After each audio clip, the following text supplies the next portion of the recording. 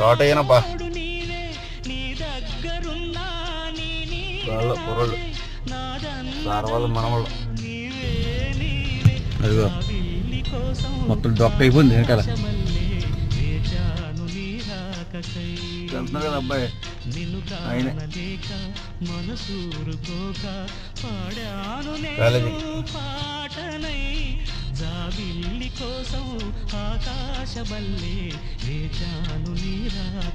ఎక్కడ చల్లగా ఉంటే అక్కడ పెట్టుకోవాలి.